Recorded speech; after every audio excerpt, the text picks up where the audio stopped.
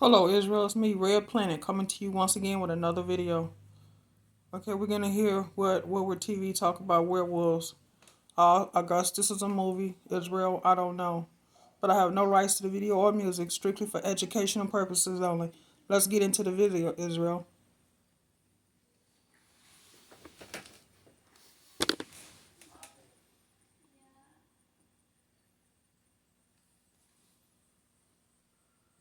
In a dimension of folklore, of myth, of humanity's most primal fears, there is a creature born of moonlit legends, where the line between man and beast blurs and the human soul grapples with its most savage desire.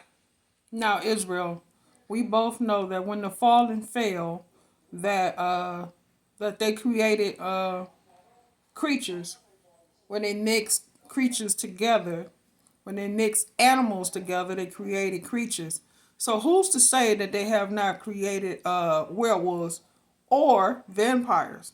Now we all know that this is folklore, or just some say make believe, but one don't really know, Israel. What we do know is that the animals were created, if that is true, by the fallen, when the fallen fell and taught men different things. So we're gonna listen to Woodward TV speak upon these werewolves. I'm not saying werewolves exist. I'm not saying werewolves don't exist.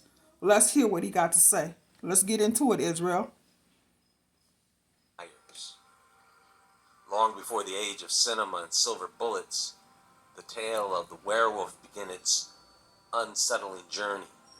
It's a tale as old as time, my friends, whispered by our ancestors around campfires and carved into history with trembling hands.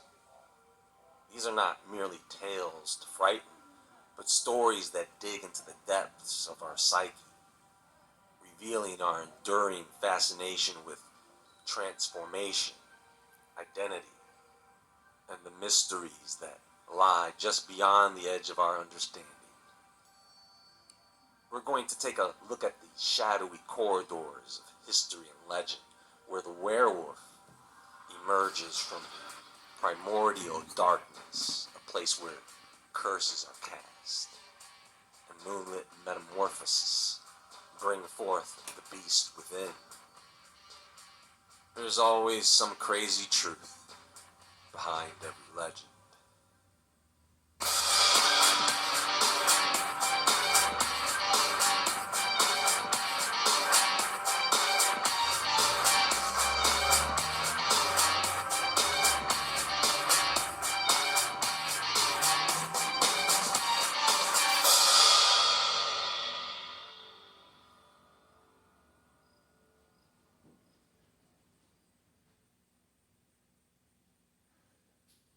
I'm heading to my second laser appointment. I saw results after the very first treatment. The results are pretty amazing. Forgive me, Israel.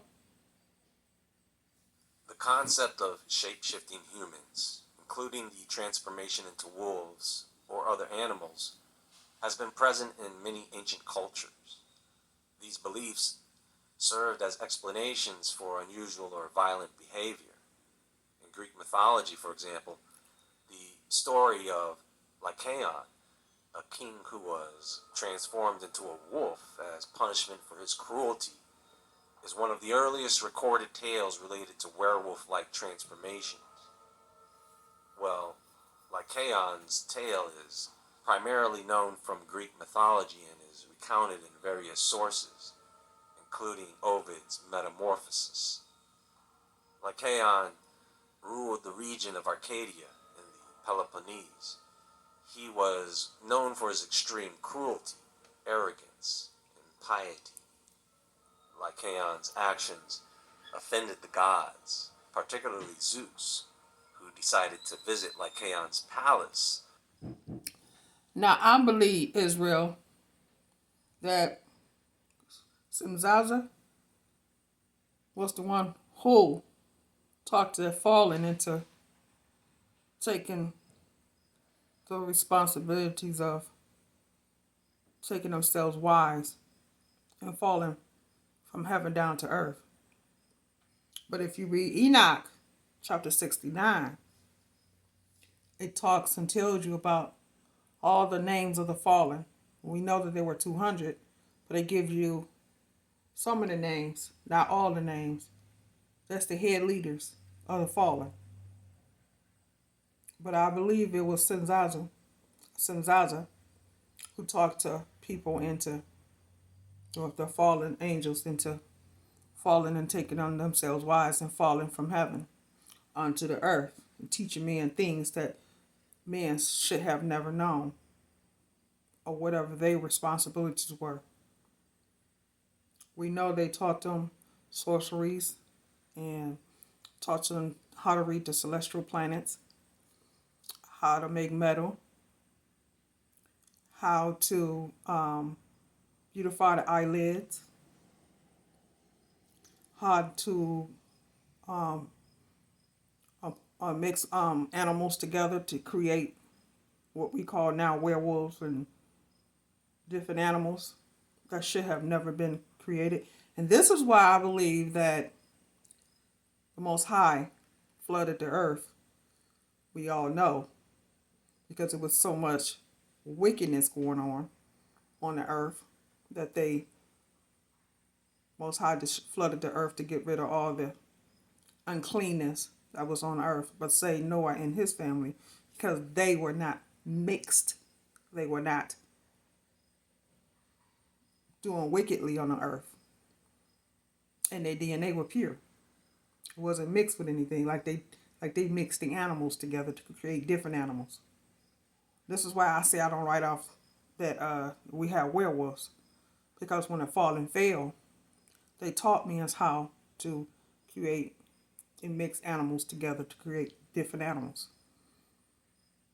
And then once the Nephilims were, the women had the Nephilims, because some women died in childbirth because the Nephilims were so big that they bled out and died, and some didn't. But they had some complications with their body because the babies were so big, and back then I don't think they knew anything about C-sections, so they all had to have natural births.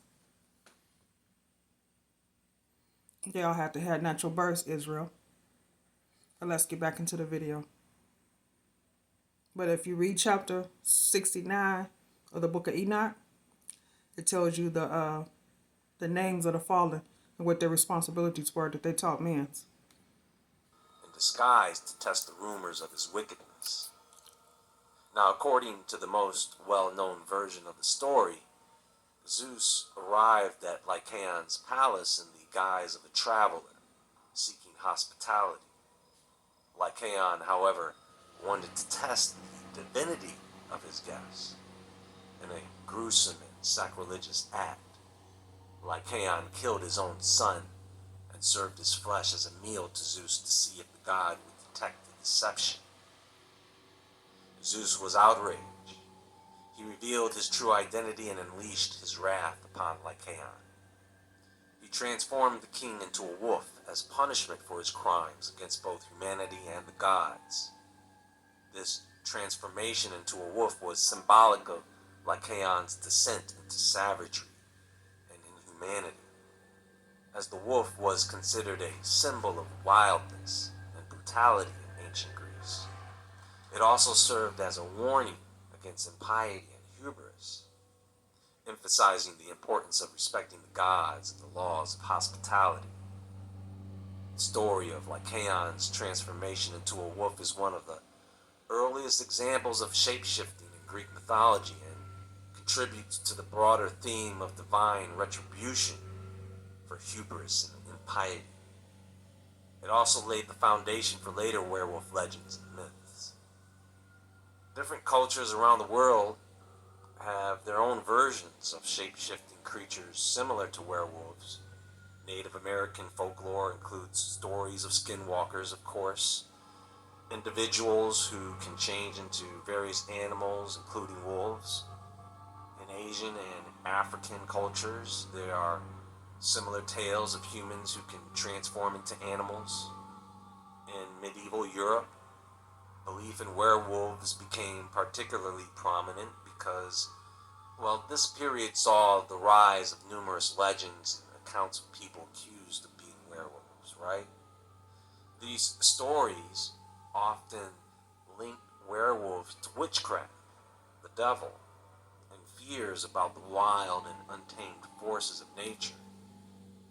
And so during the witch hunts and trials of the 16th and 17th centuries, accusations of being a werewolf were sometimes used as evidence of witchcraft. People suspected of being werewolves were often persecuted, they were tortured and executed. Now you're probably thinking, what? How could anyone prove that? Well, folks, they can't.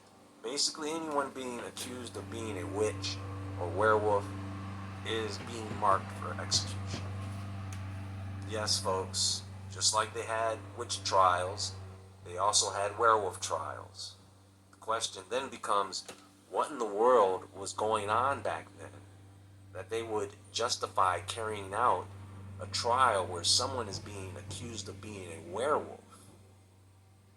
Before America had witch trials, Europe had werewolf trials. Some 200 years before the witch trials in Salem, Massachusetts, courts in Europe were convicting men and some women of transforming into werewolves and mutilating and eating children. Now pay attention, because this is important, because the same thing is happening today with the atrocities being blamed on aliens. The punishments were sometimes as gruesome as the alleged crimes. In Germany in 1589, executioners strapped accused werewolf Peter Stump to a cartwheel. So are they saying that performing a cartwheel is mimicking a method of torture? Can you imagine being put on a cartwheel? That's so messed up. Probably not as bad as being accused of eating a kid. Removed his skin with hot pincers and chopped off his head before burning his body at the stake. Oh, never mind. Anyway, Stump's head, attached to a wooden pole carved into the likeness of a wolf, was later displayed as a warning to others tempted to consort with the devil. By the way, Peter Stump, a 50-year-old farmer, had confessed to making a pact with the devil. He wanted the ability to turn into a werewolf. Of the 16 people he killed, 13 were children, his own son among them, whose brain he allegedly devoured. He also admitted to sexual crimes. But again, this confession probably came about while being tortured. I'm sure a person would say anything if their skin was being peeled off by hot tongs. Werewolf trials took place in parts of Europe throughout the 15th, 16th, and 17th centuries. Wow, that's a long time. It makes me think that the whole thing was just a cover for trafficking. Driven by superstition, religious and political clashes, and the desire to find scapegoats for harsh conditions, many of the accused were beggars, hermits, or recent emigres to the area. Many confessed to being werewolves and committing heinous crimes, but only after being tortured. Historians suspect some suffered from delusions or weren't intelligent enough to know what they were admitting to. A few may have been actual pedophiles or serial killers, but the historical records are fragmented and exaggerated. Centuries later, it's difficult to untangle folklore from real evidence, or what people believed to be real at the time. The idea of being consumed by animals in this world or the next remained a popular anxiety throughout the Middle Ages, writes Alexander Kluskowski, a medieval zooarchaeologist at the University of Reading, in the 2015 book Werewolf Histories. In the 19th century, literature played a significant role in popularizing the werewolf myth. Authors like Bram Stoker and Sheridan Le Fanu contributed to the portrayal of werewolves as creatures of horror and supernatural dread. 20th century brought about a resurgence of interest in werewolves, particularly in pop culture, with films like The Wolfman and An American Werewolf in London.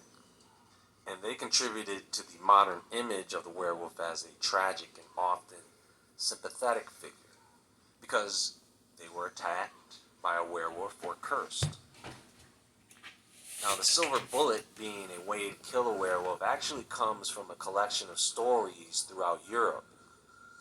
When it came time to break curses or for the freeing of a captured soul, witches were said to be able to turn into animals, and silver was a way to break the transformation. Silver was said to be used against vampires as well. Silver represented a way to counter magic. The association between werewolves and the full moon began to take shape during the Middle Ages in Europe. This period saw a rise in superstitions and fears related to the night, darkness, and the supernatural.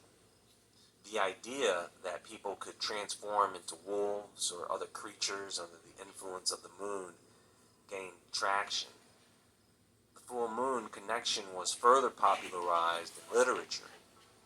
One of the most influential works was The Wolfman, a 1941 film that portrayed the transformation during the full moon.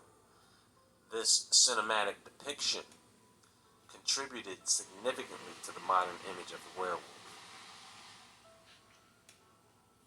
Some scholars have suggested that the association between werewolves and the full moon may have psychological origins. The full moon has been linked to changes in human behavior and sleep patterns, and it is possible that these observations influenced the notion of lunar-induced transformations. Because lunatic comes from lunar, and so anybody acting crazy on a full moon is probably a werewolf. Well, that's all for now, folks, and there is more to come. Be sure to visit woodwardentertainment.com, become a level 1 member for exclusive content, and the Woodward TV store for new merch. You can follow me on Instagram at JAEWoodward. Everyone have a great day, and as always, stay awake, stay awake.